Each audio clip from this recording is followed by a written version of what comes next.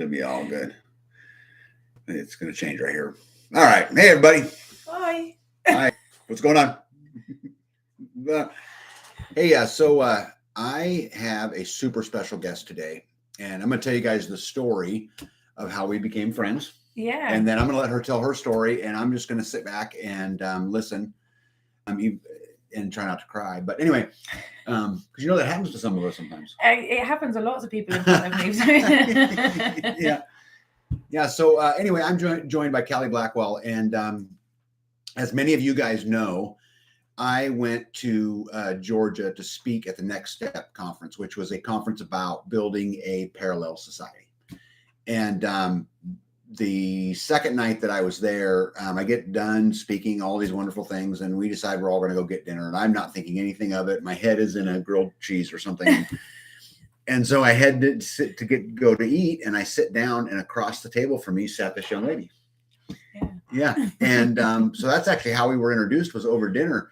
And so she starts telling me her story, and we start talking a little bit. And pretty soon I just set my fork down. Yeah, I ruined your dinner. I'm like, well, I couldn't eat. I couldn't eat. And it was so much for me just to absorb. And you guys know that I love Freedom Warriors. And, I've had a lot of them on my channel, and, we talk about them all the time, but very few have impacted me the way that Callie impacted me. Oh, and, it touched my heart. And it was funny, after dinner, I went and called my wife right away, and I'm like, hey, you got to hear this. It's almost unbelievable. So one last note, and then we'll get started. But guys, we're a little wore out. We've been out at the Midwest Preparedness Project all day long. And poor Callie,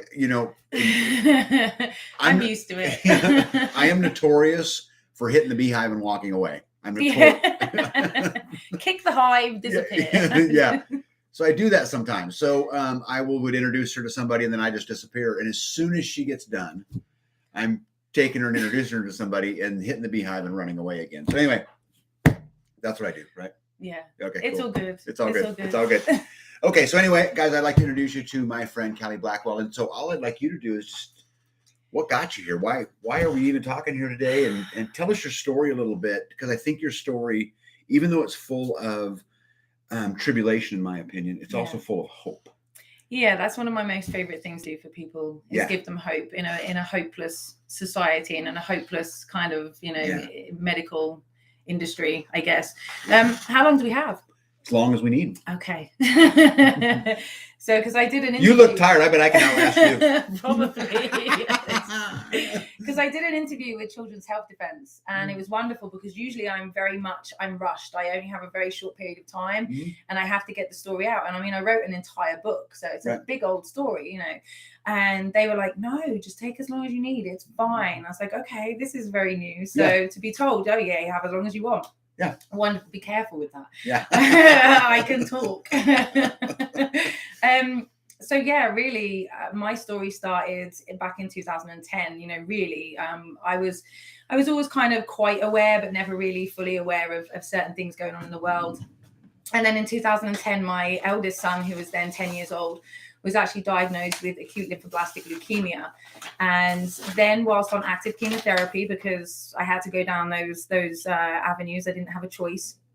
And I honestly, at that point, didn't even know anything else enough to take him out of the system. I wasn't confident enough that I could do anything to help him.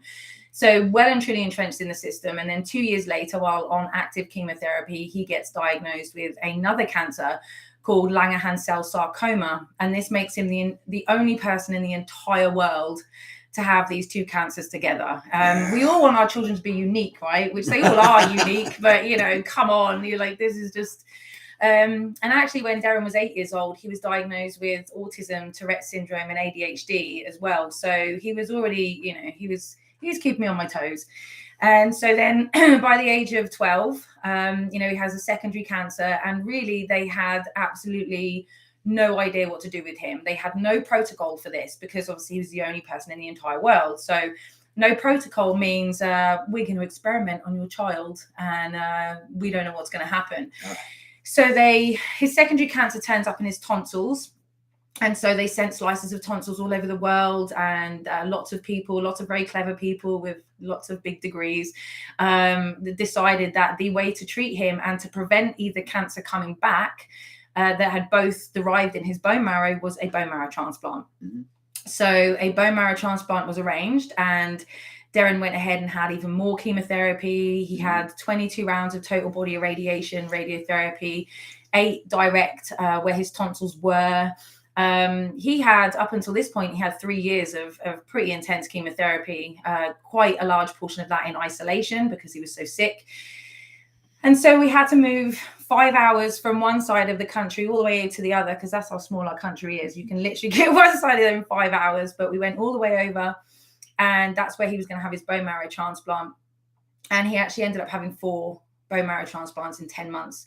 Now, I really would, recommend everybody go read my book, because there's so much within there that I discovered of the medical industry. I discovered the corruption.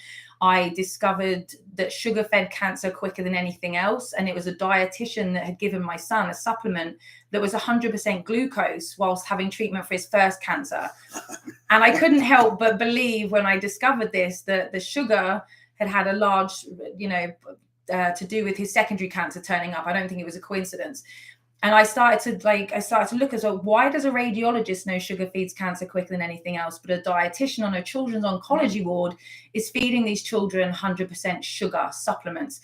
Plus, not to mention, on a Saturday night on the children's oncology ward, every child got a free Burger King every Saturday night. The trolleys in the ward were just full of cakes and biscuits and maybe one moldy banana. So alarm bells started going off, and I started to kind of put 2 and 2 together. But by this point, I was well and truly entrenched. There was no way I was getting him out.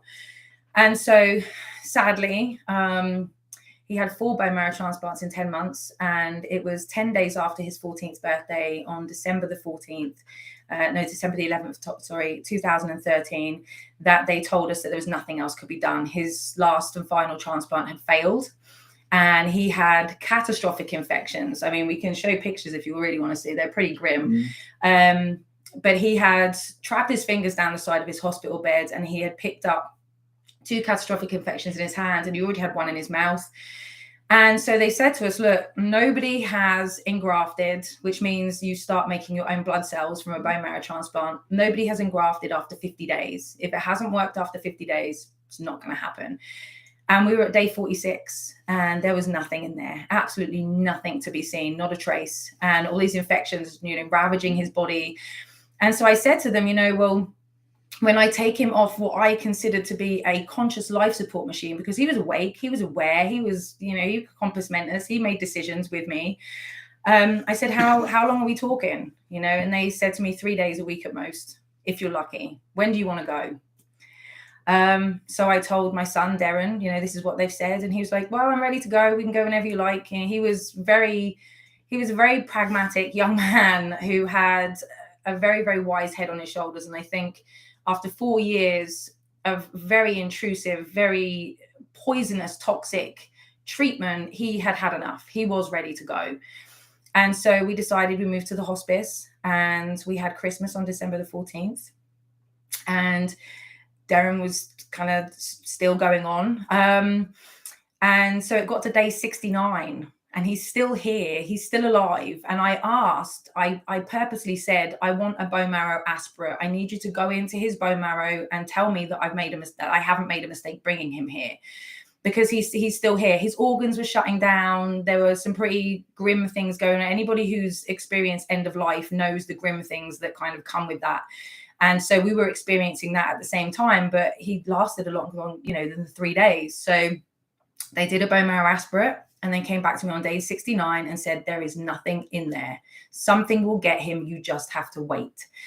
Oh, the terminology some of these doctors use with me. I mean, when we were at the day when they told us that he had 3 days a week at most, one of the doctors then went into a lot of detail and said, well, we're going to give him this drug for this and this drug for this. And he'll have I can't even say it. There's some kind of acid that I can't get my tongue around now because I'm so tired. And basically the doctor said that will stop him bleeding out of every orifice, because that will be really messy. I'm just like, this is my kids. God. We're talking. They have no, just. I lost all faith in all doctors at that point. And so I was like, okay, we just have to wait. Now, my son was getting very, very anxious that he wasn't dying quickly enough. And he had been very specific on his death plan that he made with the doctors, which they really don't honor. They honor death plans about as much as they honor a birth plan, to be perfectly honest. And on his death plan, he said, I don't want to die on morphine. And I'd seen him on morphine, ketamine, fentanyl, pethidine, you name it. My son had been on every single pharmaceutical drug known to man at this point. And he did not want to die numb. He didn't want to miss out on the transition. In fact, he said to me, Mum, they've taken everything else from me. They're not having my death. I want to experience the transition.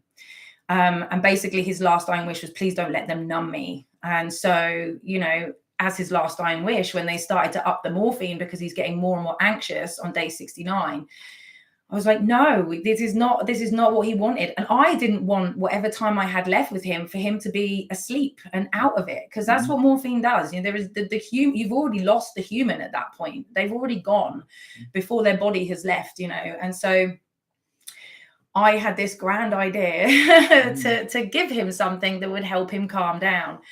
Now, if I just backpedal just ever so slightly, when he trapped his fingers down the side of the bed and his hand was necrotic, I mean, his fingers from here and here were black. They were pretty grim, like almost like frostbite. And the doctors were rallying around, and he was already on fentanyl. They couldn't give him any more pain relief. Nothing was working. Nothing was touching the neuropathic pain of his hands dying. And so they wanted to amputate. And they wanted to amputate across here, to which he said, you're not leaving me like a lobster. If you're going to take it all. And I was like, whoa, he's dying. Can we just please sever the nerves, cauterize the nerves so he'll never feel that hand again? Can we do that? Let's not maim him. I want him to, they've already taken a bunch of body parts out of him. And I said, just, leave him intact. So they did agree to do that. Although they told me at that point, that's rather permanent. So I thought, an amputation would grow back, obviously, Honestly, I don't know where half these people got their qualifications from with some of the things they used to come out with, Oh my gosh. So they did the neurectomy, and anybody that sees the pictures will see had these big Mickey Mouse bandages on, which they told me do not take those off at any point. It needs to be done under surgical conditions. And so before they did the amputation, and they were looking at, we were looking at lots of other different things that maybe could work, I started going on the internet, because the internet had already helped me between his transplants. The internet had already helped me with other things. And so I got back on the internet and I was like, just natural painkillers. Like, what can I go and get him that's going to help with his pain? And I discovered a drug called Bedrocan. Now, Bedrocan was available in Europe, in Holland, more precisely. And I said to the doctor, I was like, look, I will drive over to Holland. You just need to write the prescription. And they told me that it wasn't licensed for children. So this was a no-go. Now, bear in mind that chemotherapy is also not licensed for children. That doesn't stop them. And that, Right. So at that point, I was like, well, what's the main ingredient of Bedrocan? And it was cannabis. And I thought, well, how hard can that be to get hold of that? It can't be that hard to get hold of that, surely. So I got speaking to a few people, and a guy that I knew who I met in the gym was like, I have a 4-bedroom house full of cannabis. Like, I can get you some. So we met him in a car park, picked up the cannabis. I cooked it into a tincture and I put it in a vape pen, like an e-liquid for him while he was in the hospital. It didn't do anything. It wasn't strong enough. It didn't take any of the pain away, nothing. So I really put it down as I tried and I failed type of thing, but I kept the tincture in a little jar. And so at this point, day 69, day 70's come, and my son is very, very anxious. We're in the hospice. He's, they're trying to give him the morphine because he's so anxious, and that's making him worse. And I make them take it away. But to ease his pain and to ease his suffering and to ease, to give him the death that he wanted, I looked down at the jar and I just thought, what if I just put it under his tongue? What if I just squirt a load in his mouth? Like, cannabis chills you out, right? Especially in higher doses. So that's what I did. I just squirted it into his mouth. And within moments, I watched the relaxation come down like a body scan. And he just relaxed in his bed, and he looked at me and he went, yeah, I'm good. You know? And I was like, this is amazing. This is a miracle. This is going to give my son the death that he wants. I'm going to be able to give him his last dying wish after not being able to do anything else for him over all those 4 years. You know, he was in the clutches of Big Pharma. There was no escaping. I often say it's like a roller coaster ride I never bought a ticket for and couldn't get off. And so when I was in that position in the hospice where it was like, well, there's nothing left now. What have I got to lose? Let's just, So to watch that was amazing. But the first thing that I saw, and the most profound thing that I immediately saw, was Darren had become incredibly addicted to a drug called cyclazine. Now, cyclazine is an antiemetic, anti-sickness drug, and it goes in IV directly into the line. And cancer patients have a line coming out of their chest called a Hickman line. And this drug was meant to be put over a 5-minute syringe driver or pushed in over 5 minutes by the nurse. Very often in hospital, they didn't have the equipment or they didn't have the time. So after a month or so of him being on this drug, they would literally hook him in, put it in his hand, and he would bang it into himself. And it gave him the feeling of heroin. It gave him the feeling of a warm safety blanket where he could just disappear into himself, and he didn't have to worry about what was going on around him. He got incredibly addicted to this, so much so that if it wasn't there on time, he was on his buzzer, where's my cyclazine, and so angry, and just it was awful to watch that. So when the nurse turns up at the door with the cyclazine and I've just given him weed, I'm like, shit. Have I just given him something that's now going to contraindicate with what she's going to give him? Am I going to watch him die in front of me? Is it going to be my fault? Like, I knew he was dying anyway, but nobody wants to be responsible for that, And he turned to her and he went, oh, you can take that. I don't want it. And he'd been addicted to this for 9 months, solidly addicted to 9 months. And she looked at me and I looked at her and I was like, take it before he changes his mind. I just take it away. So she did. And I looked at him and I said, and he went, don't feel like I need it. I'm good. I feel good.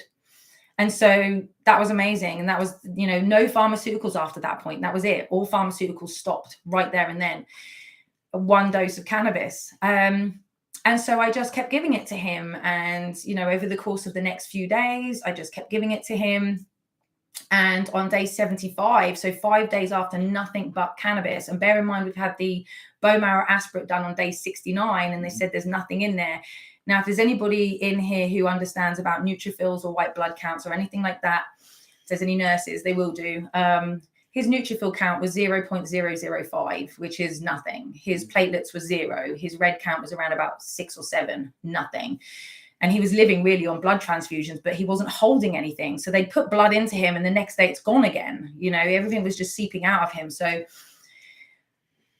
that's what I expected. And 5 days later, one of the bandages has come off his fingers. And he just fell asleep and he's pulled his hand out and he's gone, Mum, look at my finger. And I was like, what? I'm looking at your finger and it didn't register to me because what I saw was a pink finger. And then he pointed out, Mum, look at my finger. And I was like, holy shit. That's what the bandages come off. And his finger was healed. It was pink, but it was missing a fingernail. That was it. And to my understanding, which was confirmed by all of the doctors and nurses, that you cannot even repair skin cells without a functioning immune system. So the nurses started running around and saying, we need to do a blood test. And I was like, look, 5 days ago, there was nothing in his bone marrow. It's not going to be in his blood. So we need to do a blood test. And they did a blood test and his neutrophil came back at 0.25. A huge increase. And I mean, it's tiny, really. It's still very neutropenic, still very, very, minute, but from 0.005, huge jump. He'd also held on to his platelets and he'd held on to the reds that they put into him. And so they were running around. They shredded the do not resuscitate form because he was on a DNR. This was the end of the road, They shredded that. They said, he's no longer dying. This is a miracle. This is a work of God. And I was like, yeah, he can take it. He can have it. Yeah. He can have it. Yeah. Because the alternative of me going, actually, I gave him cannabis was that social services would have come in and took both my children away without shadow of a doubt. They would not have cared. They wouldn't want to hear the story. They would not have cared that this was now the one thing that seemingly was working after months and months and months of failures. they would have just taken him into care. So I kept very much stum. So yeah, it was, you'd think that was the end and it was amazing. And sadly, Deryn was not very pleased. He wasn't happy. He was still suffering. His organs were still shutting down. The road to recovery was insurmountable as far as he was aware. He could not see a light at the end of the tunnel. This was just too much for him to come back from. And to be perfectly honest, on day 69, when they said there was nothing in there, he was relieved, because he said, Mum, if there was something in there, they would have started prodding and poking me again. I'd be back in hospital, and I don't want that. I've had enough. I'm ready to go. Now, bear in mind, I've planned the funeral with this kid. He's planned every single detail. It was going to be fancy dress, and he's picked the costumes for everybody. He was going to get the last laugh. He's planned every detail down to the hearse, the music, everything. And so this was his worst nightmare. And a few months later, he was able to articulate to me, and he said, Mum, he said, I was stood on the threshold of a door, and everything I've ever wanted was on the other side. The fields I grew up in, my PlayStation, my BMX, no more pain, no more suffering, just me being a kid again. Someone slammed the door in my face and turned around and told me to turn around and walk back through hell. I didn't want to. I didn't have it in me. And I can totally appreciate that. And so he got real mad at me for saving his life. And I was like, I didn't mean to do that, dude. Like, I'm sorry. That wasn't my intention. It really wasn't. I mean, I was obviously pleased about it, but to watch him suffering so much this wasn't what I wanted. I didn't want him to be suffering. That was the whole point, is that he doesn't suffer. And so he spent the following 6 months trying to kill himself. I took his belts away from him. I took his shoelaces away from him. I was convinced that I was going to wake up and find him hanging from somewhere. He chose starvation as a way to go. And those 6 months were probably the hardest 6 months of the whole 4.5 years, because cancer treatment is one thing, right? You can it's almost an external thing that's happening. You just got to get through it. This was him making a decision that he did not want to be here anymore. And he just said, Mum, just let me go.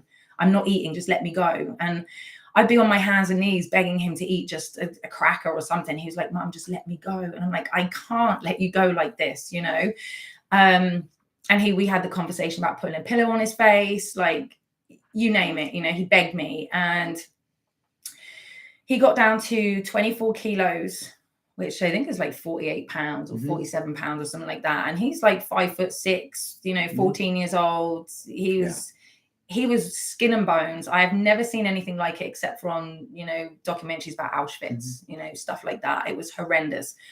And the hospital was saying to me, look, the kid's going to have a heart attack. Like, if he doesn't start eating soon, he's going to have a heart attack, and then he's going to die. And I was like, well, that's what he wants. This is what he's hoping for. And they said, listen, if he doesn't start eating very, very soon, we're going to treat him like an anorexic. We're going to sedate him, we're going to section him, and we're going to force feed him. And I said, is there any chance of some kind of psychological help, considering everything that he's been through? And they said, no, he does not qualify. So, yeah, isn't it insane? But the thing is, when I asked them, I said, well, what do you have to do to qualify? And they said, if he was just still a hematology patient, he would have qualified. Now he'd gone over to the realm further down the line of bone marrow transplant. He no longer qualified. I've never been able to get my head wrapped around about that. For the last 10 years, I haven't been able to understand why. Someone pointed out to me the other day, well, because people over here are more likely to die. They're not going to get the funding. Why are you going to give the funding to those people who are probably going to die? I was like, you're right. That's why because there's no, what's the point? And it's like, well, they need it more, but they're a lost cause. Yeah. So what's the point? We're not going to give them any money. I was like, oh my God, that made perfect sense. And so I had to use pop psychology. I was trying everything to kind of get him to eat, and nothing was really working. And so by this point, because I'd now kind of gone on the internet and gone, surely there's other people out there that have been saved by cannabis, right? There's got to be other people around me. And lo and behold, I found Bristol Cannabis Club in the UK. And I went to a meeting and I met up with some other people, and they put me in touch with a guy who was in Spain, said, you need to talk to this guy. He'll be able to help you. So I said to the hospital, I was like, listen, I've been offered a holiday in Spain. Let me take him. If he's still the same when I come back, I'll hand him over to you. I don't know what else to do. So they agreed. And I took him to Spain. And the next morning, We drove about 2.5 hours to go meet this guy who gave us a syringe of RSO. I don't call it RSO, but I call it FICO. They gave us a syringe of that. And he said, just put a tiny little bit, just get him to eat a tiny little bit. And I really feel this is going to help him. And I was like, sure, yeah, you know, I don't mind some weird oil off some stranger, like what else, you know, again, right. I've seen my kid on God knows what. So like, yeah, anything if you think it's going to help. And so the next day I gave him a tiny, tiny little bit. And within like half an hour, I was making some lunch and I shouted down to both my children. I was like, I'm making lunch. Who wants anything? And my eldest shouted up, make me loads. I'm starving. I was like, yes. So I made him a bunch of food and he ate for 12 hours that day, just solidly 12 hours. And he, after eating the dinner that I made him, he went on to pistachio nuts. So it was 12 hours of, I was like, I'll listen to that all day long. It was the most beautiful sound. And then the following day, 12 hours, the following day, 12 hours, the following day, 12 hours. He just ate continuously. You could not stop this kid from eating. And we would go down to the restaurants on the seafront, you know, and he'd order all this food and they'd look at him because he's skinny. He's still 24 kilos. His eyes are all sunken, but they're pink. And, you know, he'd smile from ear to ear, but he was still so emaciated that they were like, is he going to eat all this? I'm like, yeah, just watch him. So he had a huge case of the munchies. And so he just kept eating. We went back home after 2 weeks. And the oncologist took me to one side and said, oh my God, he doesn't want to die anymore. And I was like, no, he doesn't. And she said, his mental health has improved by 300%. I said, yep, yeah, I know. And she said, and he's put on 4 kilos. I said, yep. She said, that holiday did him the world of good. I went, yes, it was the holiday. We'll leave it at that.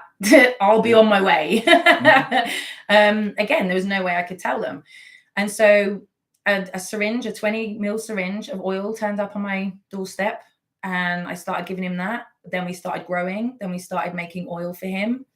And he's been on cannabis oil every single day for the last 10 years. He's 23 now. His hand, they surgically paralyzed.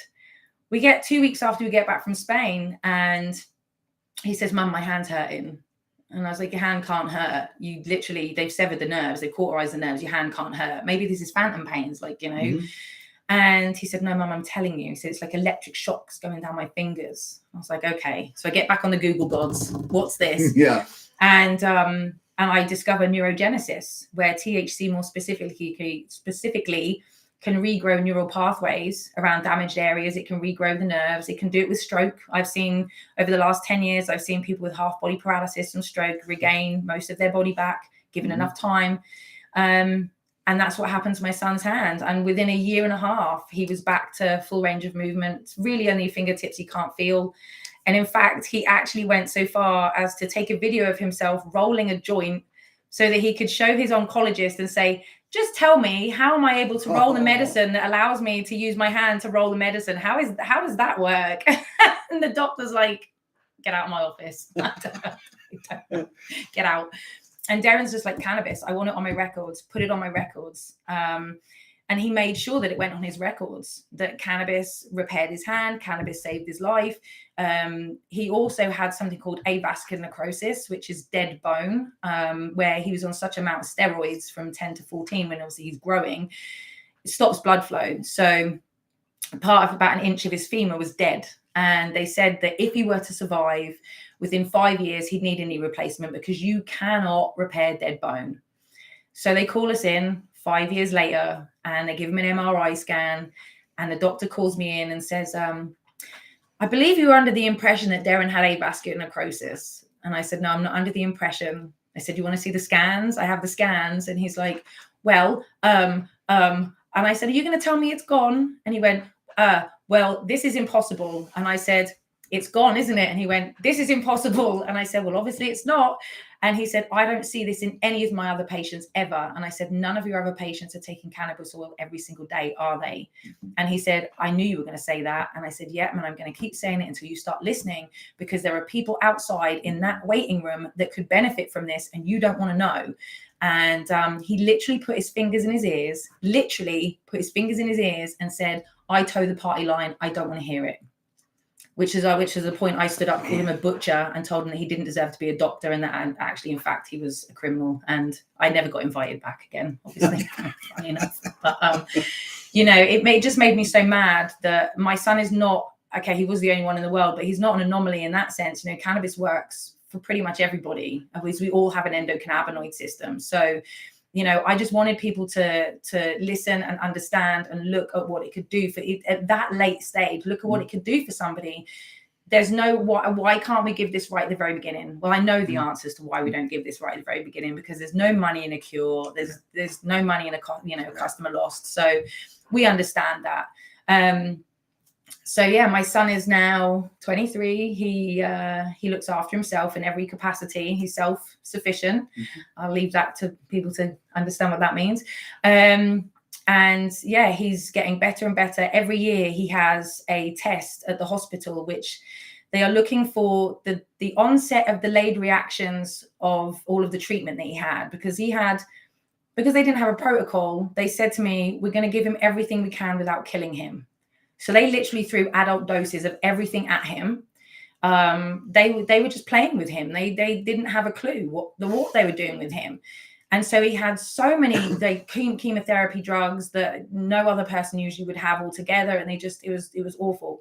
And so they are expecting after the 5-year mark, and this is another thing, they know that after 5 years, that's when chemotherapy gets you. The poisoning of the radiation and the chemo, that's after the 5-year mark. That's when it really starts to set in your body and start to have an effect. That's when you'll get cancer again. It will be metastasized. It will just be everywhere. And they know this, which is why they have these tests. And so every year they are expecting a decline, and everything is getting better and better. The only thing that's not is his heart. Heart cells are notorious. Once they're damaged, they're very, very difficult. In fact, they'll tell you that you cannot repair heart cells. I don't believe them. So, me and Darren are like, we'll prove them wrong. We'll work on this. We got things. But everything else, his lung function is getting better. And the lung doctor was like, wow, your lung function is getting better each year. And he's like, yeah, I smoke a lot of weed. And the doctor's like, what do you mean? No, that damages your lungs. And he's like, well, clearly it doesn't. Organic, no hormone, no growth thingies and stuff like that, and not bleached papers, no tobacco, all very clean. He doesn't smoke anymore. He actually now vapes dry herb. Okay. But yeah, his lung function is getting better, his kidneys, his liver, everything. And they can't understand it. They really cannot get their head around how this boy is still standing, and not only standing, but improving year after year after year. And it made me remember when he went in for radiotherapy and the radiologist sat in front of me and said, so here are the side effects of radiotherapy: death, secondary cancers, liver failure, heart failure, blah, blah, blah, all these other things. And I said, well, hang on a second, listen, why are we treating cancer with something that causes cancer? I was like, I don't understand this. Yeah. This makes no sense to me. This is just, And she said, oh, well, Mrs. Blackwell, we're only going for 5 years. She said, anything over 5 years is a bonus. She said, we're not looking further than 5 years. Wow. Okay. And my son was 13 at that point. I was like, wow. So you're telling me I get him till he's 18 at best? And that's because they know at the 5-year mark, you can ring the bell, they can tick the box. After that, they know that. They know it, but they get a tick in their little box to say that chemo works. Amazing. They know that after year 5, it's downhill from there, and they know it. And so, yeah, it's crazy. Some of the things that they told me over the years, like when he was first diagnosed, and this is when you learn that your child is not yours. He was first diagnosed, and they get you in and they start bamboozling you with all this information, and you're just like, that's the roller coaster ride, and you're like, whoa, how did I get here? And they're just telling you all this stuff, and it's really confusing. And then they say, now give us permission to poison your child. Like, here's a pink slip, which I had to give them permission. They couldn't do it without my permission. Well, they could. So she put the pink slip in front of me. And again, the side effects are like death, heart failure, liver failure, hair loss, like blah, blah. And they actually said, he had the second highest leukemic count they'd ever seen on that ward. And they said, we have a bed waiting for him up in PICU in pediatric intensive care unit, because once we start hitting him with the chemo, his organs are going to fail as they start to process all of this out.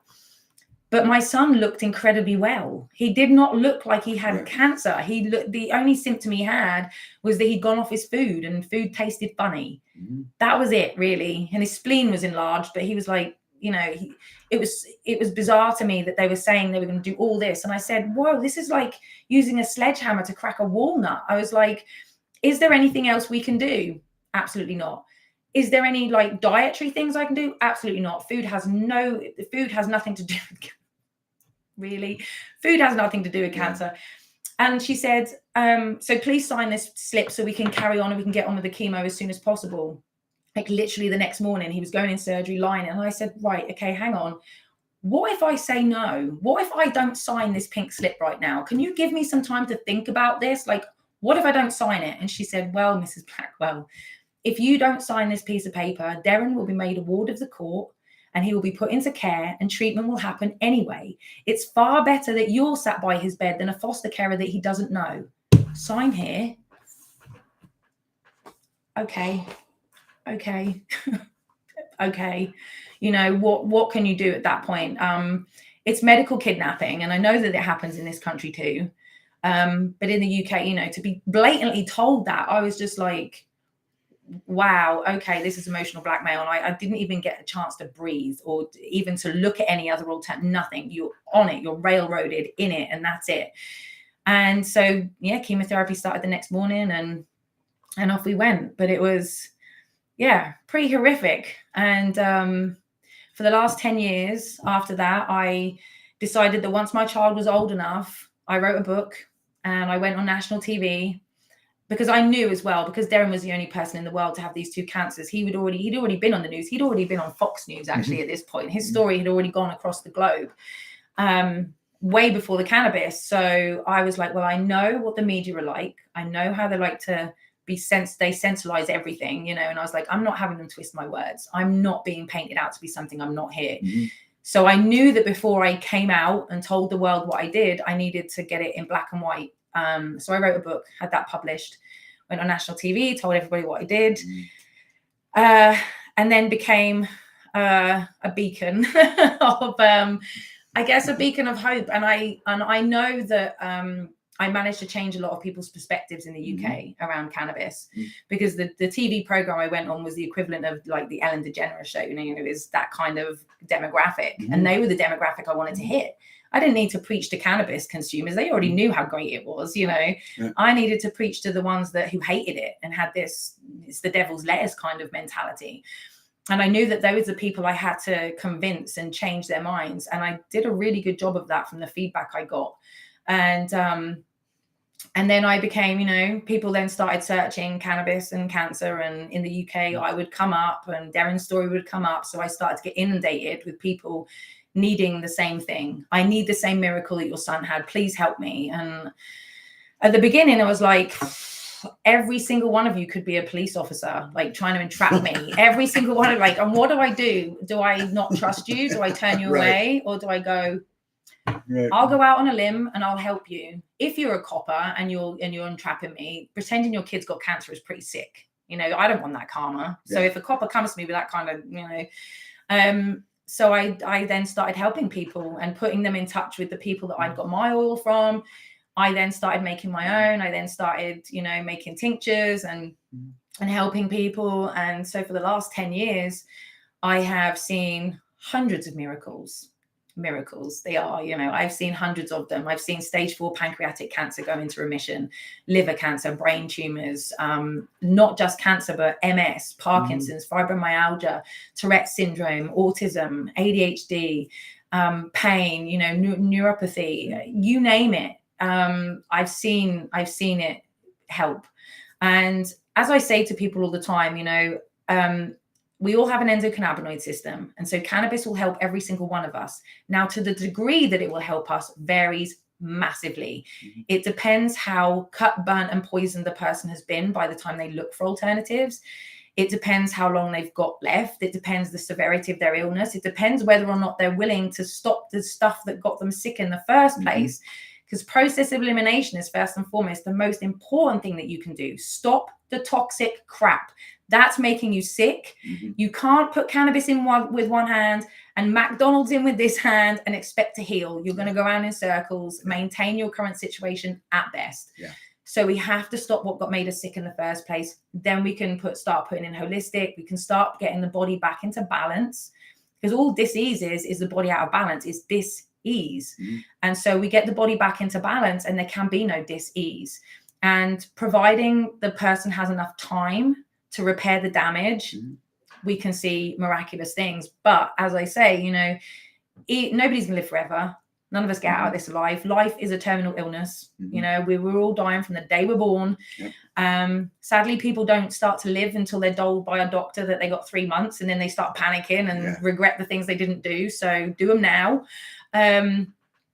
If we can't save the life, then what cannabis can do, and I would put my neck on the line to say that every single time, if it hasn't been able to get the person into remission, it's given them more time than the doctor expected, and they had a far better quality of life. And I think, as I was talking to B this morning, I said, you know, I think all of us, any of us can hope for is as long as possible and as pleasant as possible. That's it. That's all we can all hope for. And so cannabis can give you that. And, you know, if you have enough time and you incorporate diet, nutrition, positive mental attitudes, and breath work, some other holistic things, chuck everything you possibly can at yourself. If it's not going to hurt you, then you might as well chuck everything you can. And give yourself the best chance, you know, but prevention is far better than any cure. You know, look after, don't get sick in the first place. That's the most important message I think I try to get people, is don't get sick in the first place. Because once you start getting sick and you have to start undoing things, it just makes it a lot harder. You know, give yourself the best chance by just, don't get sick. You know, Callie, and I know you guys have never heard me this quiet ever in the history of my channel. They haven't. I'm telling you, I've never just sat there, ever. But you know what's so crazy to me is all of the things that you just talked about are amazing to me, but they're not what I respect you for. Okay. How crazy is that, right? Yeah, go on then. So, because there's a whole nother part of the story. Yeah. And it's that you were put in a position, it was your son, and you were a mama bear, and you were going to fight for your son. I get that, right? I lost my career because they put me in a position. But when all that was done, you kept the fight. Yeah. When all that was done, you decided that this was bigger than you. So you want to talk about that a little bit? Because to me, that's the part that gives me goosebumps. Because it'd have been easy to walk away. Yeah. A lot of people have said that to me over the years. That's what the courage is to me. Yeah. And not to downplay what you did, because but there's something else there. So talk about the deal with the marijuana companies. Talk about testifying. Talk about the fight, because then you took the fight to them. Yeah. How did, and I don't mean this disrespectful when I say this, but how did a normal mom go and get on the offense? And I want to hear that story, because to me, that's the badass. I mean, it's all badass. Yeah. Don't misunderstand me. No, you're right. You know, that's the badass part. When you're put in a position, and it's do or die in that situation, most people then go, they do their bit, and then they go, "Whew, I need to go and recover. I'm getting myself out of the situation, and I'm done." I was kind of like, well, this is way bigger than me, and God didn't give me this to sit on. And and also, I think I said to somebody today, my son suffered immensely. I have seen my son go through the most. I don't even know how. I used to think, how would I behave if it was me? And my son's tenacity and strength, and he just, I'm in awe of him, you know, as much as I am in awe of him. And I wanted that to mean something. I felt that even if I could help just one person, it would mean that his suffering and his sacrifices were for something, not nothing. And so as much as I kind of, at times I wanted to retreat, and I was like, oh, you know, this is heavy. This is big. It was like, no way can I go quiet. No, once I wrote my book, and he was, in my mind, he was safe from social services. And even before that, actually, I was still contacted. The moment that he survived, I started being contacted. And I was like, do I tell these people? Or and I would say to them, listen, I gave him cannabis, but please don't tell anybody. Right. I can't have that coming out yet, because he's still so young and so fragile. But once I decided to write a book and go on national TV and go, ta-da, it was like, it was on.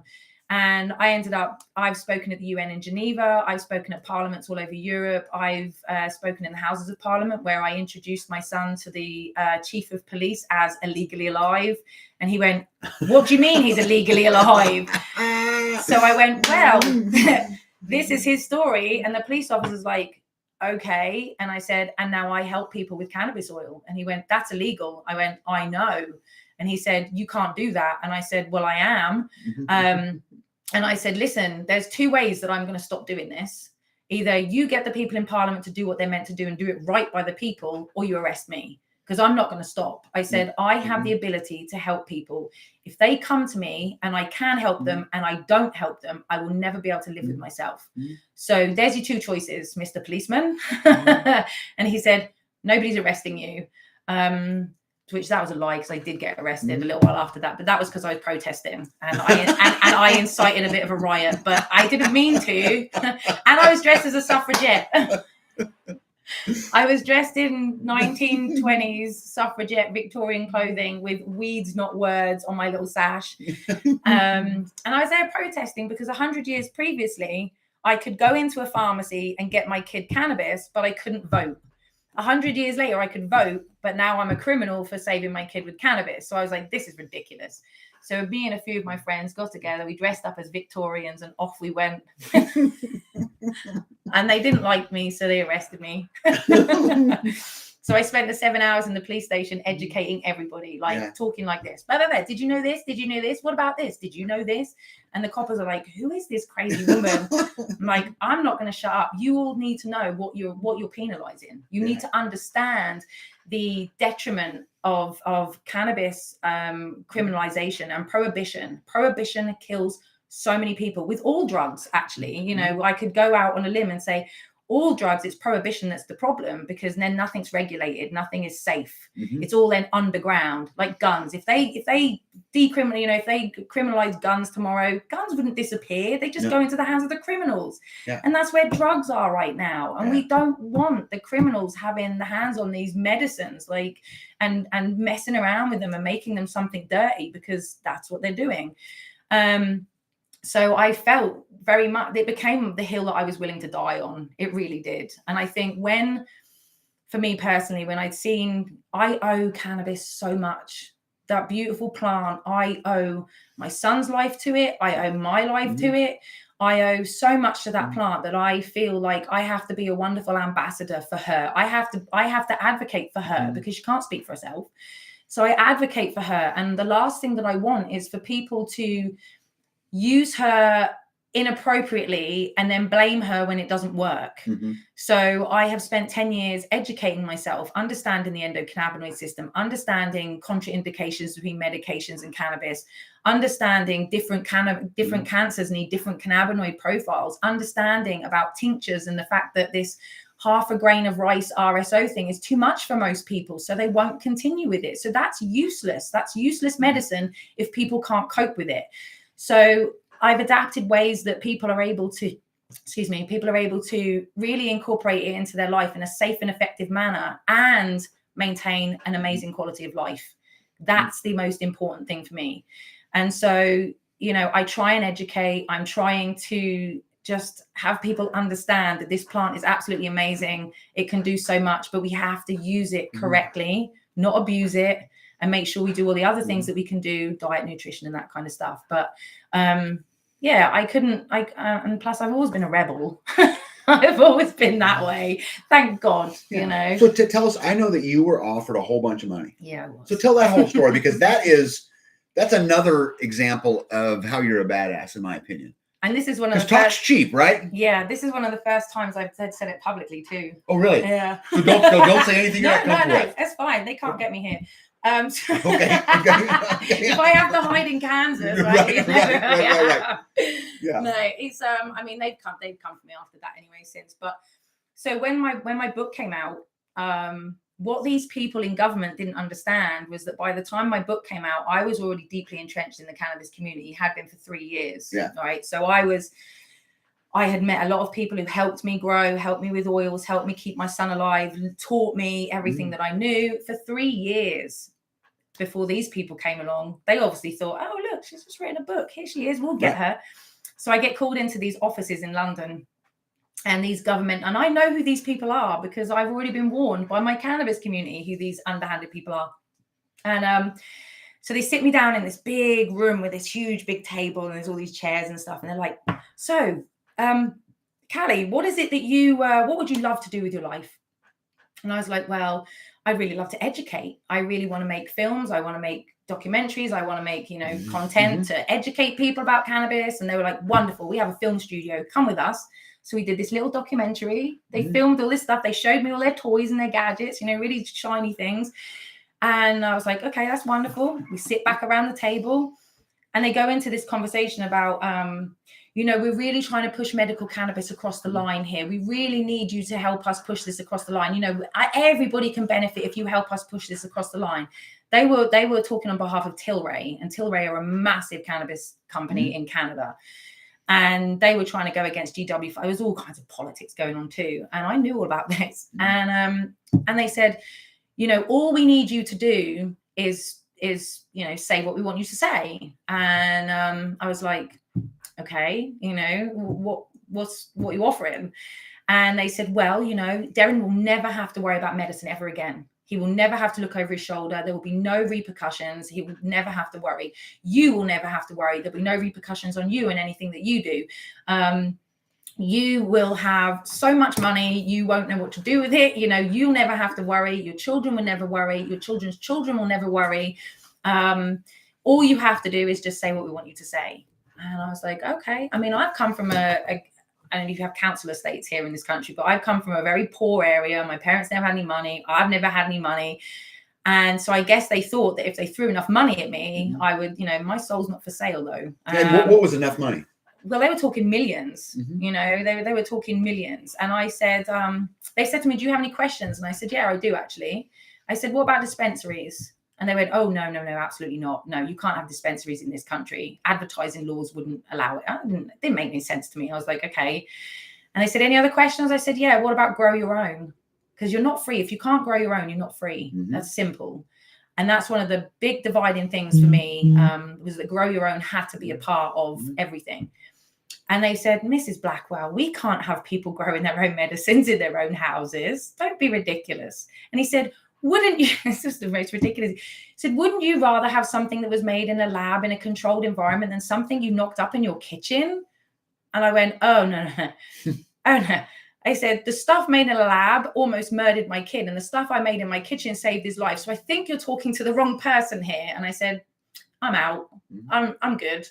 And they went, Mrs. Blackwell, I don't think you understand what we're offering you. And I went, oh, I do. I said, I don't think you understand who I am. I'm not, my soul is not for sale. No, thank you very much. And I left. Because effectively they wanted me to throw my community under the bus. Yeah. You know, they really wanted me to throw, and I was not going to throw my community under the bus after they'd helped me keep my son alive for those 3 years, you know, and teach me everything that I knew. So, I mean, I could have took the money, but I would never have enjoyed it. I would never have been able to live with myself knowing what I'd done just for money, like just for money. No, absolutely not. So, yeah, so I walked out and said, no, thank you. And then I became a little bit, they went after me a little bit after that. Like, you know, I got very paranoid at one point, checking underneath my car, checking my brakes, that kind of thing, because it's not unreasonable. It's not unreasonable. Yeah. You know, people have been found in duffel bags, padlocked from the outside after committing suicide. You know, it happens. Yeah. So I was, you know, and I would get messages from certain people that were connected, and, you know, they were not happy with me, not happy that I didn't take the chocolate. And so, yeah, that was. I think something that's interesting is how can a private company tell you there'd be no repercussions? See, right? I mean, how do they have that power? Right. Yeah. Yeah. It makes you wonder, doesn't it? Yeah. Yeah. Because it could almost be that the government and those are in bed together. You know, GW Pharmaceuticals in the UK, we grow 220 tons of White Widow every year in the UK, and we export all of it. UK citizens are not allowed it, so we export it. It's insane. And GW Pharmaceuticals, the people who own that land and those buildings was the husband of our prime minister at one point.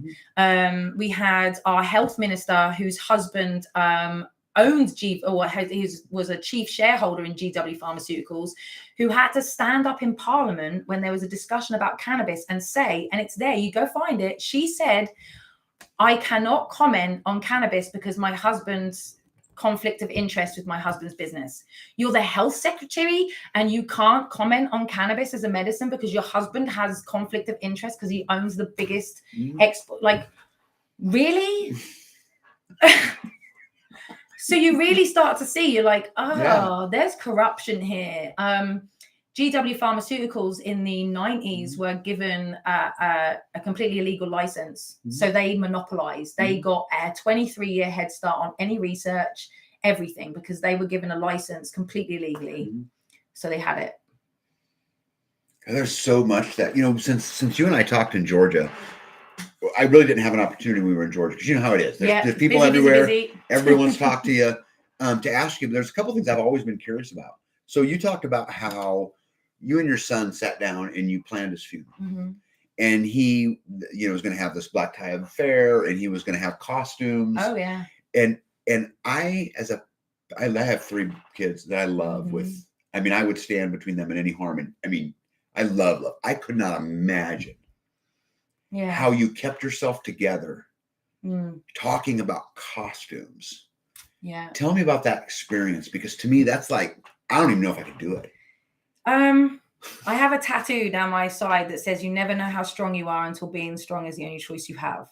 And it's in Darren's handwriting. I got him to write it down. Oh my goodness. And that was 3 days after he was first diagnosed. I wrote it down and got my tattooist to tattoo down my ribs so I'd never forget. And I think, something just happens. I went into autopilot. You just get on with it. There's things to do. You got to get them done. You do them. You get them done. Get the job done. That's it. Get the job done. I come from a very long line of military too. I was in the army myself for a little while. I was a bouncer for 7 years. I was at that point. You're a goat whisperer. I'm a goat whisperer. Yeah. Very hands. That was afterwards actually. But I was very much in my masculine at that point. I was very much a doer, and and I think I didn't have time to breathe, let alone really think about what was going on. It was so, if you read my book, it's bam, bam, bam, bam, one thing after the other. It was like, it was just such a roller coaster. And my son is a very pragmatic person, as am I. And so it just needed to be done, and we would sit and we have a very, very close relationship, and he wanted it to be funny. And in fact, if you want to have a look on YouTube, you can Google Russell Howard Cancer Boy. My son did stand up. Okay. You'll have to watch it. Okay. I'm not going to give it away, but you can watch it. Hey, one of the moderators in there, can you guys put the link for that in the chat? Say it again one more time. Russell Howard Cancer Boy. Okay. And you will see. So, and it's a true story. Absolutely happened. My son had a very, very dark sense of humor, and as do I. Long list of military. That's my dad brought me up that way. So, I think we used humor a lot of the time to overcome a lot of what was going on. And so when he said, the funniest thing was when I had been told that he literally had 3 days, I went back into the room and he goes, right, what did they tell you? And I said, 3 days a week at most, and he went, okay.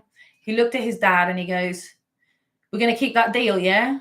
And I was like, what deal? And his dad goes, oh God, yeah, okay. Oh man. And I went, what deal is this? What have you two concocted that I don't know about? Like, what's going on?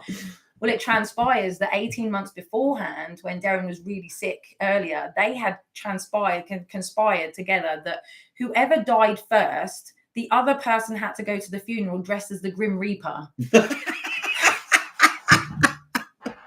With a scythe, and if anybody coughed, they had to point at them and say, "You're next." So that was the first thing on my first thing on my son's mind. Gonna do the deal, Dad? Oh my God, yeah. Oh. So we're in the hospital, and a Grim Reaper outfit turns up downstairs in the foyer because we ordered one. We're like, "Wow, better get costume quick, right?" So we order one. And the poor old man on the front desk, I mean, he's known us for like 10, 11 months now. And he rings up and he goes, I think someone's playing a sick joke. I said, why? He goes, there's a Grim Reaper outfit at reception for you. I went, oh, no, that's Darren. No, that's Simon's. He's got to wear that at the funeral. He's like, what? But, you know, he was willing to do it. And my son picked the costume for everybody. My mom was brought up Catholic and went to a convent school. So she had to come as a nun. I was going to come as a nurse. My youngest son was allowed to come as any Star Wars character that he was allowed to, that he wanted to. So he was good. But he picked them all out for everybody. He wrote a will. He left his PlayStation to his friends. He got a load of money that Christmas. I don't know why people gave money to a kid that was dying, but they did. Yeah. And he spent every penny on everyone around him. He bought his dog a bunch of bones and a new dog bed. He bought his little brother some games. He bought his dad some things. He just selflessly went, well, I can't take it where I'm going. Have it, you know. And so I took a lot from him. Like, if he can be like that, what right do I have to be anything else? Yeah. How can I drag him down when he's able to lead the way like that and show me what true strength is in the face of adversity? Like, how can I be anything else? You know? I would have been in awe. Yeah, I am too of him. He's an incredible human being. I have in one of my other offices, I have a picture of a little boy who's throwing up in the toilet. He's bald because of chemotherapy. Yeah. He's throwing up in the toilet. And has he got nappy on? Is he stood at I think I know the picture. And the words underneath it say, "You have no problems." Yeah. Yeah. And that reminds me of that, it gives me just these incredible, amount of goosebumps. Yeah. So let's go back before all this happened real quick. Just so I think it's important that everybody understands. Were you always pro cannabis? Tell me about before the diagnosis. What was life like? Tell me about that. Ooh. Well, I was a bouncer for 7 years. So I confiscated weed off people and gave it to the police and grassed them up, Yeah. That's who I was. So you were the total opposite. I mean, I wasn't really cannabis. And mainly it was cocaine and things like that. Yeah. I would definitely, cannabis would be like, if it was a lot, then it'd be like, come on, with one of my colleagues, the cannabis was always one of those for me, like, weed smokers never caused me any issues. I never had to fight a pothead. It was those that were drinking and sniffing coke. They were the ones that caused me trouble. They were the ones that I had to fist fight. They were the ones that split my eyes open. They were the ones that spat blood in my face. I never had to fight with a pothead. They would just go, yeah, man, I'm going to leave. Yeah. So I would just be, if I caught them smoking in the smoking area, I'd be like, dude, you can't smoke that here. Go home, But I was really, I'd smoked weed when I was like 11, I think, was the first time I ever smoked weed. And I had the worst experience. It was awful. And so I never touched it again, really. Maybe a couple, but really never touched it again until I was 35. That's when I started consuming cannabis on a regular because I had a nervous breakdown. So it was in the October. Deryn starts on the RSO in the June. By the October, Darren's like road to recovery he's doing so well. So my body goes, now's your chance. Now you get to collapse. Now it all hits you. And I just, one panic attack after another. I was in hospital on ECG machines thinking I was having a heart attack. My whole body just gave up on me. And they diagnosed me with complex PTSD, told me I was having a nervous breakdown and that there was some pills they could give me. And I went, absolutely not. I was like, no, no way. I will go home and I'll do what I did to my kid. And so I started stealing his meds and I started consuming what he was consuming. It was good enough for him. It's good enough for me. And that's when I started consuming cannabis at 35 and it saved my life. It really saved my life at that point. Really helped me. So, that was my journey from 35. So, Well, guys, listen, I'm going to open it up for questions in here in just a little bit. I got a couple more things I want to talk about, and then we're going to get her to bed because, guys, it's been a super long day. But, one of the people said in here earlier, Jules, who was out of the camp, by the way. Oh, okay. She said in here earlier, dang tag, she's more of a badass than you are. Oh, yeah. No doubt, right? No doubt. Because I've done my fair share of standing up to things, but I have such a place in my heart, even to people that I totally disagree with fundamentally, that are willing to take a stand. For what they believe in. For what they believe in, whether it's right or whether it's wrong. Yeah. I've got a good buddy who's out at the camp out now who we've kind of disagreed on a bunch of things lately, Mm-hmm. but I have so much respect for him because of what he did. Yeah. That he'll always have that, that place for me. And Callie, I got to tell you that I've been around Freedom Warriors a long time, and people ask me to speak all over the country about it, and I'm honored to do it. But I've never met a badass like you. Oh, thank you. I mean that. Thank you. You know, when we had dinner that night, I don't know how we ended up across the table from each other. I wanted you there. And I get what I want, Pat. No, I didn't. Guys, I just sat down to have some chicken. I mean, I literally gave it no thought. And then in moments, I had tears in my eyes and my fork is down and I'm done. Yeah. It was interesting because I clocked you and I'd seen a little bit of your talk and I didn't catch all of it, but I'd seen a little bit of it. And Louise was talking to you and stuff. And I just looked at you and I was like, I need to know this guy. Yeah. I don't know why, but I need to know this guy. And there was only a couple of people there that I felt that way about. And so I was in my mind, I was going, please sit opposite me. Please sit opposite me. Please sit opposite me. And I just sat down where I was going to sit down. And he, lo and behold, and I went, thank you, universe. I was like, yep. And then I just kept my mouth shut. I didn't say anything.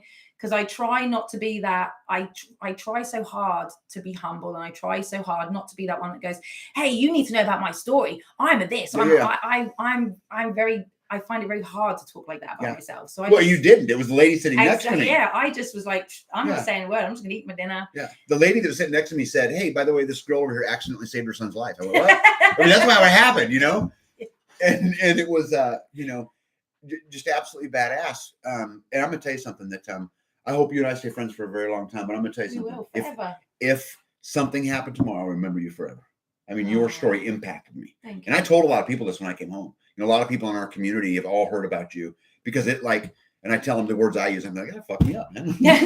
Ruined your dinner. I mean, it was a good thing, but it really did, kind of mess me up. So, hey guys, anybody got any questions? Put them in there. And, while you guys are getting them ready, the questions are getting put in. I want to ask a couple more things. So if somebody wants to support you, how do they do that? I don't know. I mean, my dream at the moment, as we've discussed already, my dream is to have my own trailer or my own camper van where I can put my own little apothecary in there with just herbs and spices and mushrooms and things like this. And I can travel around, taking messages from place to place, maybe helping you out on your homestead if you need to go away and you've got some animals that you can't leave. I can just tip up and look after it for a little. I'm very nomadic, and I feel that the best way for me to spread my message is in person and actually go from place to place and teach. And again, to be an advocate and an ambassador of the plant, I want to teach people the truth about it, and not just that plant, but all of the other plants too. And so really, I mean, I need money. Effectively. And I have such an issue with money. No, but don't worry about that. That's not a bad thing. But how, if somebody wants to support you, how do they do it? I mean, how do they give it to you?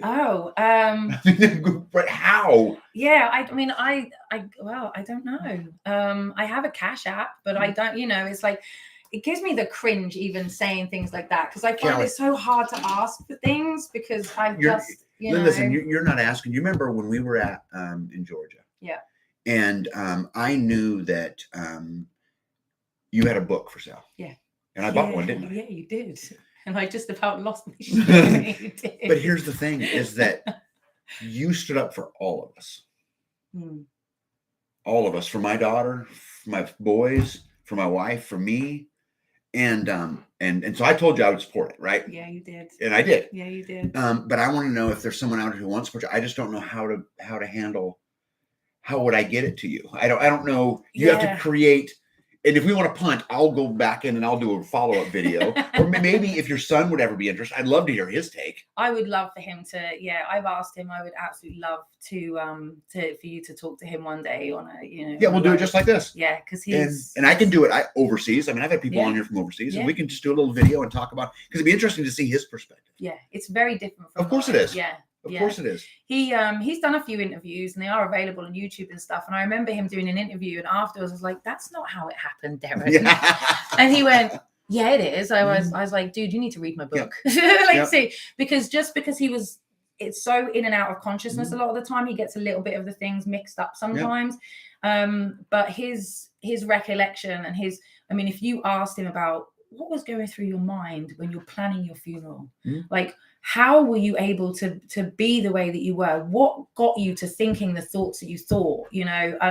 Because even so much as there was a time when it was in between his 2 transplant, in between his 2nd and 3rd transplant, and I sat with him and he was in the bath and I sat on the edge of the toilet and I was like, dude, how are you not pissed at the world?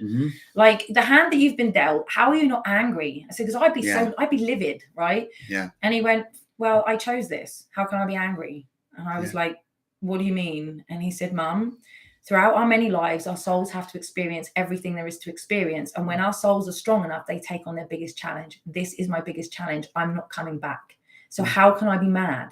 He said, I chose you because you needed to learn some lessons. I chose Dad because he needed to learn a few more. And he said, but we all signed up for this. How can I be mad at something that I came here for? Okay. Okay. I can't argue with that. I believed him. Absolutely believed him. And so, you know, he has, I would love for you to delve into that kind of those things rather than just what happened to you. How did you deal? What was going through your mind when you were facing all of this? You know, because that, I think, is where his true strength comes from. And he has, over the last years, he has sat with children who are dying and talked them through what it's like. And he has sent, I think it's maybe 3 or 4 children off. They did all die, but he sent them away with their parents told me that their children had they weren't scared anymore. There was no fear. They were happy. They were, you know, and that as a child who can sit with another child and go, I know what it's like, dude. Yeah. I've been here. Yeah. Don't be scared. There's nothing to be scared of. It's exciting. Yeah. New journey. So how do these people get your book? So if you are in the US, you can actually go to the apothecary that I volunteer at. They stock my book in the US. How do I find it? It's called Terps. Terps Apothecary. This is why I have 2 screens. Oh, it's this one. Look, here it is. Okay, Terps. TERPS. Terps store.com. I'm going to put a link, guys. Yeah, that's the apothecary that I volunteer in at the moment in southern Tennessee. Okay. Yeah. So my book is on there. It should be on there. Hopefully it's on there. Where? I don't know. Partners, gummy smokes about us. Maybe you have to get in touch with them. And say, hey, I want Callie's book, and then they'll be inundated, and they'll be so excited. Where? Because I know that I'm reading the comments that are going in here, and there's people who want to help. Yeah. But we have to figure out how to do it, right? And how to square it away. My book is also available on Amazon, and I get a whole 11p a book, maybe 15 cents a book. 50. Yeah, let's not do that. Isn't it disgusting? Yeah. So what if people contacted me and I can ship them the book? I mean, how do we do this? Well, I can get in a box of 56 books, costs about $370. I pay for like 56 books, and then I sell them for $15 because then I'm able to like make my money back and a little bit more. Okay. Guys, so here's the deal.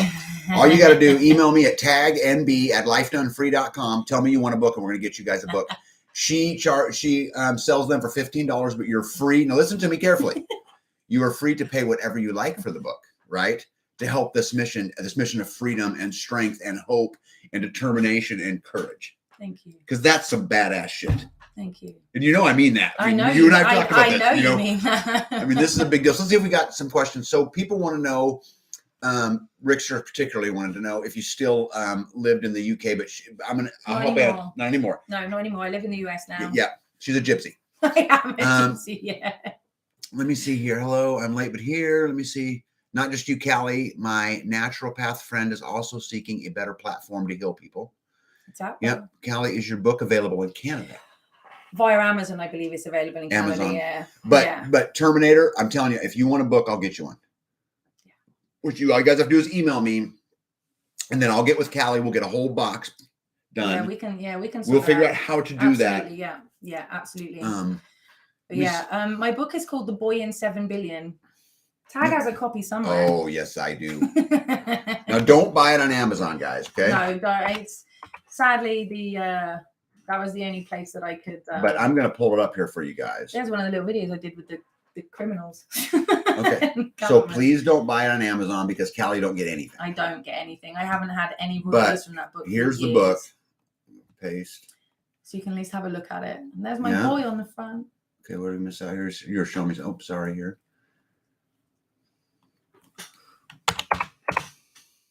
Yeah. This one here, that's all that's all the stuff that I did with Volt Face. Okay. They're the corrupted. All right, people. check. Copy. God, that was a long time ago. Look at my hair. My God. Awesome. A long time ago. Okay, so I put a video down in there of her. Yeah, that's a really, really old video. Yeah. But if you Google my name, like Callie Blackwell, there's hundreds of videos out there that I made, hundreds, and I've done so much content. Like I have my Instagram, I put a lot of content on there and stuff like that, just trying to educate continuously. Okay, so I also know you have a friend who's close. His name's Jesse. Yes. Does he have an address where maybe because he's closer to you? My friend Jesse. Yeah. Well, my husband Jesse. Okay. Well, I wasn't giving you that away if you didn't want to. Oh, I was trying to hook you up, Callie. You fucked it all up. I have a really good friend called Jesse. He buys me rings and things. I'm just trying to figure out how. Sorry, I just pissed on his. You're okay. You're okay. Dang, there's something in my eye now. Yeah, Grumpy says. Guys, so Callie's going to be out at the Midwest Paradise Project. She speaks tomorrow at 4 o'clock. Is that right? 4:20. Oh, yeah. How badass is that? And we'll do that. You guys can contact me. Oh, if someone wants to contact you, how do they do that? So I have an Instagram, or I have a link tree as well. My link tree is linktree /Callie Blackwell, or on my Instagram, I'm Hope_dealer254. Yeah, Hope Dealer, which is why that T-shirt was a big deal to you, I was right? like, nice T-shirt, dude. Yeah, Hope_dealer254 on Instagram. That's where I'm most prevalent. I do have Facebook and stuff, but I don't go on there very often. And people can contact me through that.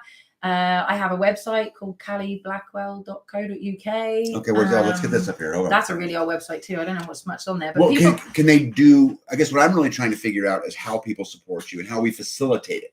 Yeah. Because you're a gypsy, so it's not so simple. No. Right. I mean, I do have a Cash App. What is it? And oh Lord. And Jesse has PayPal. I don't have PayPal. Okay, so how do we get Jesse's PayPal? You'd have to ask him what that one is. I'm sorry. Okay. So my Cash App is the £, Callie 254. So how do I do a £on an American? Oh, I don't know. It's the £, Callie 254. RN, while we're looking it up, actually, I'm going to leave you to answer this, and I'm going to go get the PayPal address because we're going to fix this right here. Yeah, go get it. Okay, but there's a question. So RN is a regular in a lot of these lives, wants to know, can cannabis oil help with COVID long haul syndrome? And I will be back. I'm going to go get a PayPal address. Okay, cool. Wonderful. All right, cool. So I would say, again, I've seen cannabis help absolutely everything. And COVID long haul syndrome, we, again, with things like COVID, we're not quite sure what's going on. There's not a lot of information as yet because it hasn't been going on for long enough, I think. But I think if it's, humans have an endocannabinoid system, okay? And the endocannabinoid system sits above every other system in the body, our circulatory, respiratory, lymphatic, central nervous, digestive. It sits above the system of every other system in our body. And the entire function of the endocannabinoid system is to create homeostasis, which means balance on a cellular level. So if the endocannabinoid system is fully chocked and fully functioning because it's been fed with lots of cannabinoids, then it can create homeostasis. It trickles down into all of the other systems and it can create homeostasis on a cellular level, on every other level in our body. And so if there's breathing issues, it can help with that. It's also an adaptogen. And so it adapts to what the human needs. And it's, again, striving for homeostasis. So when we have high blood pressure, it brings it down. If we have low blood pressure, it takes it up. With anything, any kind of disease, there hasn't been anything that I haven't seen cannabis help. So I would absolutely say, I don't know whether it would get rid of it. I would say, given enough time, I fully believe that the body can heal from anything, given enough time and given that we feed it the right things and we don't feed it the wrong things. You know, as I was saying earlier, our bodies are amazing and our bodies can process out anything and our bodies can heal from anything, but we have to support it. We have to give our body what it truly needs and not overstrain it with toxins and poisons and all of these other things. And so I would say, absolutely give it a go. You've got nothing to lose, really. And given enough time, it could well heal what is going on, not just, put a Band-Aid over the top, because that's not what cannabis does.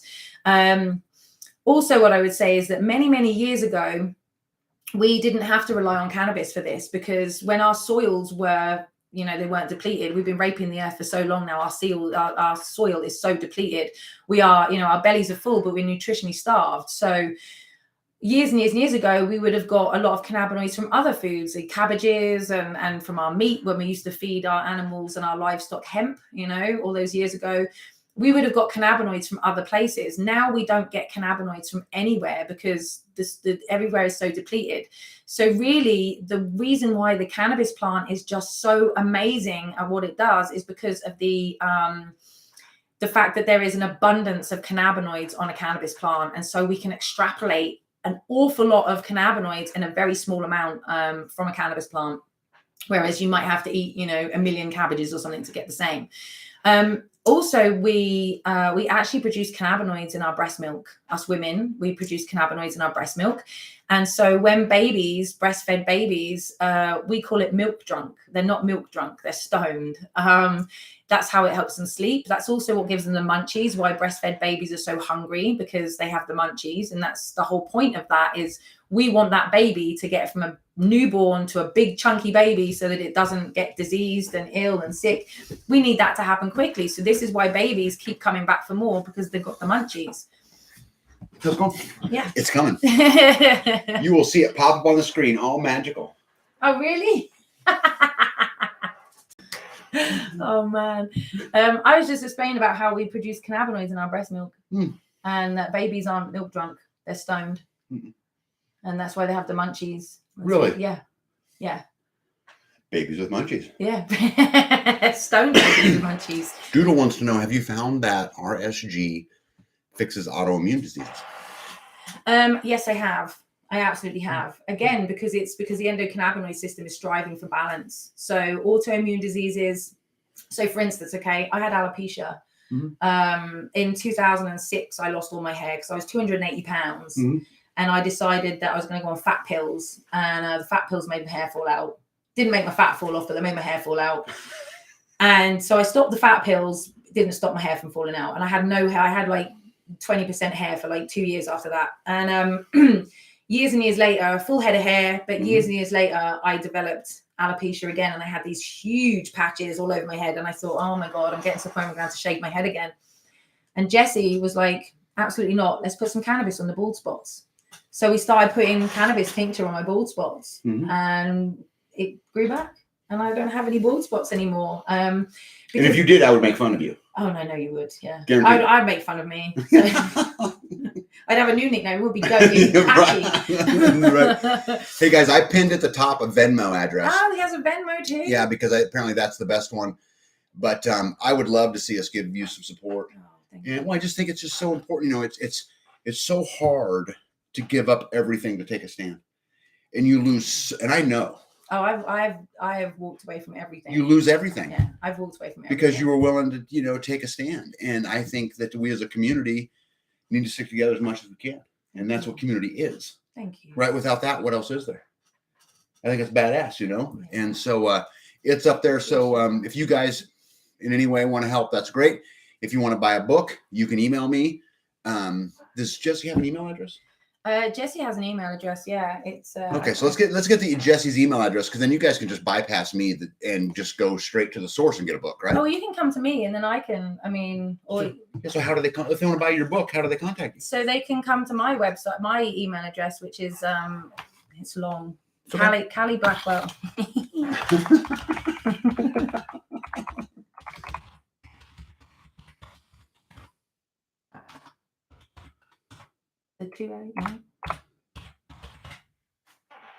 There you go. There you go. Look at that. So I can, if you can email me, and I can, I've got a bunch of books at home, and I can always send them out. I can give you can Venmo Jessie, and then I can send them out. We can get them in the post. That's what I'm saying. Yeah. Yeah, we can do all that.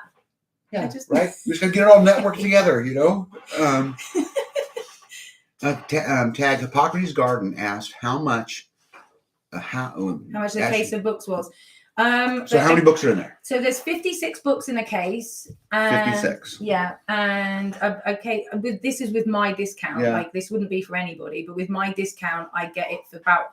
I think I paid about $370. That included like $80 shipping fee and stuff. Okay, but that's with you my make no money there. That's your cost. That's my cost of the books. Okay. But I'm paying like $8 a book or whatever it is, and then I sell them for $15. Yeah. So I make a little bit. Which you completely undersell yourself, by the way. Yeah, so I'm told. Did you ever notice that Starbucks gets $5 for a cup of coffee and Folgers gets 50 cents? Why do you suppose that is? Because they're corporate bastards. It's because they put your name on a cup.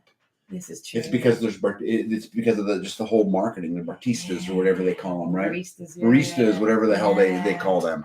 It's crazy. And here's the good news, guys. You guys can spend a little money and get a great book. You can hear a great story. I know you heard part of it. There's so much to it. Yeah, that's literally a snippet. But more importantly than that is you guys can help reward a freedom fighter who took a stand and lost it all. Not really lost all. You understand me? I was willing to swap everything for something else. Right. But of course, when you're willing to lose everything, you don't know what's coming. So you have to walk in faith with courage. Right. And that's it, and that's, I think, what I've done. And I still do now. I still very much, I live in someone's loft. I don't have a lot of money. I don't own really many things, which I'm happy about. And I don't ask for much, and I don't want much in my life. But what I do have, I'm very grateful for, and I continuously walk with the faith that I will always be looked after. I will always be taken care of, because, and I hate to say this, but I feel like I'm doing God's work. Yeah. And I feel I do understand. And I feel that gets rewarded. Yeah. That I don't have to worry about where my next meal is coming from. And there's people like you that look after me, and it's like, it's very humbling, and I'm very grateful. But I feel that when you put yourself out there like that other people do rally around you and take care of you. And it's really, really lovely. And I'm very, very grateful. Well, I would ask the audience, how many out of 100 people, how many do you suppose would have the courage to take on the medical system? And then once the medical system got kicked their ass, would then take on the governmental system. And then when their asses got kicked, walk away from millions of dollars because they wanted you to sell out. Yeah. How many people of 100 do you think could actually have the courage to do that? Yeah. Because it's not many, Callie. No, it's not. And people have said that to me over the years, and I've gone, really? And they're like, yeah, no. And I've seen it. I've seen it within the cannabis community. I've watched the people who stood by me side by side. They've all been bought off. They've all taken the chocolate. Right. I've watched them, and I've gone, we were supposed to be in this together. What are you doing? They're like, I couldn't give up. Couldn't turn down that offer. Yeah. And you're like, you sell out. How can you do that? Yeah. But money, money is very important. Money's not important to me. I'd love to have it because then I can do wonderful things with it. Yeah. But it's not my why. It's not my do or die. Some people, that's all they care about, and that's how they can be bought. And when you don't care about money, you can't buy your soul. know? So, Callie, I'll tell you inspire the hell out of me. And there's some stuff coming. I've been talking about this, and the Self-Reliance Festival, which I'll talk to John, and if you're willing, it's in Tennessee, which is cool. Yeah. But I think your message needs to be heard. Thank you. Because it's so crazy to think about. You talk about your son dying, and you talk about the funeral, and you talk about all these things. And to me, those are that brings up so much emotion to me. But there's such another side to it, which is the badass freedom fighter and the hope and that we can do a lot if we put our head to it, and we accomplish a lot. And I'm going to quote one of our mutual friends, Louis Milliman, who says, that no is a complete sentence. It is. Yeah. And just how badass is that to me, So I'm just completely inspired. I can't wait to hear you talk to me, even though I know your story, right? It's still going to be cool. And I, by the way, guys, I don't have hardly any role in the Midwest Parents Project anymore. I've kind of retired from it. You try to. Yeah, I do my thing. But I get to introduce Callie tomorrow, and so I'm really excited about the Goat Whisperer and what comes. What comes with a story for another day. Maybe we'll talk about it on the Friday Live when I get back. I'll tell you guys the Goat Whisperer story. But I would like to re-offer if Darren ever wants to come on. I think that these people would love to see the other side of that story. Yeah. I would love him you to know, have the opportunity to. and we make him so welcome. Yeah. I mean, you know, I so, can't wait for him to get here. Yeah. I can't wait for him to come over Yeah. and visit me. It's going to be, Yeah. it's a long time coming. And we're working on that too, right? Yeah, we are. Yeah. We are working It's on all that. about networking, right? Yeah. Who do you know, and you know, how do you pull that off? Exactly. Yeah. Yeah, and I firmly believe, you know, I'll meet the right people at the right time, Yes. and everything in its proper time. You Yeah. know, I'm not an impatient person anymore. I'm here for the long haul, so you know, everything when it's meant to be. But yeah, I'm looking forward to tomorrow. I'm looking forward to talking. Mm-hmm. I was a little bit nervous. I was like, yeah, my story's one thing, but like, how does that fit in with a bunch of preppers? Like, how does that fit in? And I was like, oh, okay, hang on a minute. You know, it was like, well, 10 years ago, I had to decide that the pharmaceutical industry doesn't exist anymore. Yes. Because I will not step foot in a hospital. Yes. I will not give this over to a doctor. It's not happening. And so I had to learn real quick how to keep myself healthy, how to keep my family healthy, and how to basically live as if they didn't exist. Yeah. And that is something that if preppers are prepping for something, that day will come where, what are you going to do when you can't go to a doctor? If you're on 15 medications right now, what are you going to do when the shit hits the fan? You need to find a way to get your house in order before that day comes, so that you have everything you need to be able to survive what you believe is coming. And you can't do that if your body's falling apart. You won't last 10. You can have beans up to the ceiling. You can have ammo in the cupboards. None of that's going to help you if your house is a mess. So get it in order now, and use nature to do it. Don't poison it further, you know. So, you know, I was going to ask you if you had any parting words, but I don't know how. I don't know. That's it. I don't know how you get better than that. So I'm going to close real quick, guys, and we're going to get to bed. We have a long day tomorrow, and we're going to do this. But I'm just want to ask all you guys something, which is, you know, if you were ever in that spot and you were fighting the hospitals and the government, and you were fighting all of these at one time, would you wish at that point that someone came to your aid? Would you wish at that point that you had support? Would you wish at that point that you weren't the only one standing there by yourself to fight all of those things? You know, let's make sure that we're supporting our freedom fighters. I admire you. I respect you. Thank you. I mean, I can't even tell you. And you know, anybody that knows, that's a lot coming from me, because you got to be a pretty big badass, you know, to get on that level with me. You just do. And, you know, because I've lost a lot doing the same thing. Nothing like what, I mean. Yeah. But you were willing to. You're willing to walk away from everything you ever knew for the hope of something better. Yeah. And that's what it's all about. Yeah, but as Jules said, you're twice the badass I'll ever be. So I think it's just amazing, you guys. And so listen, you guys, thank you guys very much. Go buy a book. You know, support Callie. You know, you guys, I put a Venmo thing up there. Tomorrow we're going to get to listen to speak. I'm super excited about that. And, you know, as I always tell you guys, go try to live for your day and yesterday. Hold line. Don't give an inch. We're going to bed. I love you guys. Good night. Yep.